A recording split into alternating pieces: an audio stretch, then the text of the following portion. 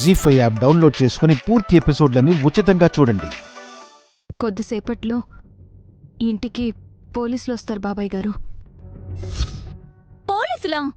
ఎందుకు చెల్లి? కంప్లైంట్ తీసుకోవడానికి. ఎవరిస్తారని, ఎందుకు ఇస్తారని? కంప్లైంట్ నైని ఇస్తానంది మేడం.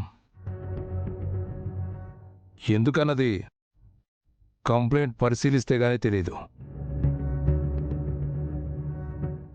ఎందుకా మా అన్నయ్య నాగమంది? అందరి మీద కంప్లైంట్ ఇచ్చినప్పుడు అందరూ ఉండాలి కదా పిన్ని. పోలీస్ అన్నా, మా ఆయన రాసిన కంప్లైంట్ పేపరు.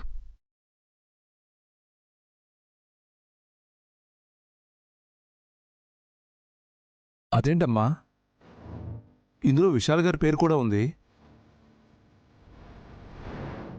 ఇన్స్పెక్టర్, కంప్లైంట్లో ఏం రాసింది?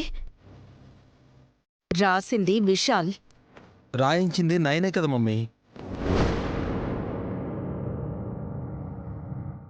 నైని చెప్పినట్టే రాశాను.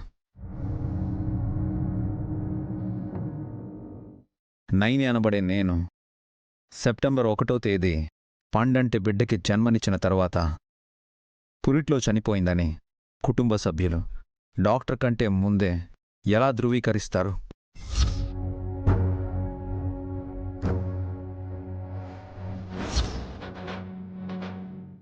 గాయత్రమ్మ గారు పుడతారని డెలివరీకి ముందు రోజు కూడా ఎంతో నమ్మకంగా చెప్పిన డాక్టర్ ఇలా జరగకుండా ఉండాల్సింది అని తేలిగ్గా ఎలా చేతులు దులిపేసుకుంటారు?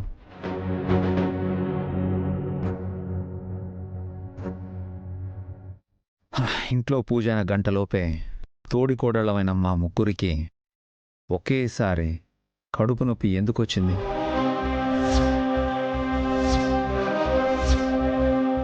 హాసిని అక్కకి 2 వారాల తర్వాత, మా చెల్లెలు సుమనకి నెల రోజుల తర్వాత డెలివరీ కావాలి.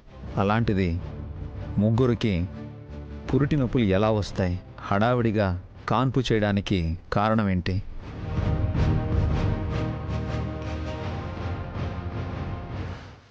నెలలు నిండిన నాకు సహజ ప్రసవం అయిన పురిట్లో బిడ్డ ప్రాణం ఎందుకు పోతుంది?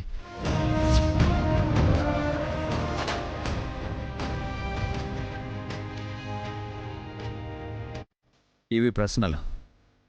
సమాధానాలు ఈ ఇంట్లో వాళ్ళు చెప్పరు. అందుకే నేను అంటే నైనిన్ అందరి మీద కేసు పెడుతున్నాను.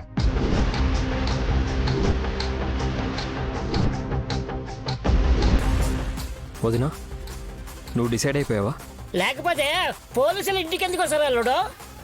నాది మా ఆయన పేర్లు తీసిస్తారా? కుదరదు.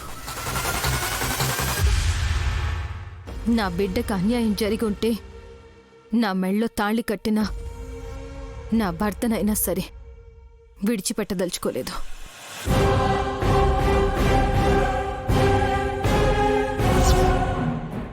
జీ5 యాప్ డౌన్లోడ్ చేసి అన్ని ఎపిసోడ్స్ పూర్తి ఉచితంగా చూడండి.